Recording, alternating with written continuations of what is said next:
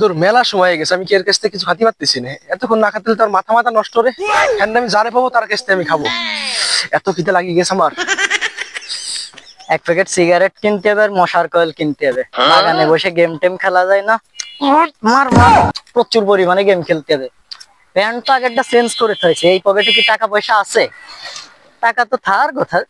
আর কি রে, কত টাকায় আগের প্যান্টে টাকা পয়সা, আবার এই প্যান্টে টাকা আছে। যাক, কোনোভাবে 100 টাকা খরচ করা যাবে না। কি রে, ওর কাছে 100 টাকা? এই টাকা তোরা তো শোভা পাই না রে। টাকা আরে টাকা বিশেষ করতে টাকা আরে টাকা থাক থাকলাম না ভাই। আরে থাক থাক এই টাকা। আরে অল্প টাকা। আরে আমার এক প্যাকেট সিগারেট কিনতে হবে। আরে আমি তো সিগারেট দিছি, তুই চল আমি তোর কিনে দিচ্ছি রে ভাই।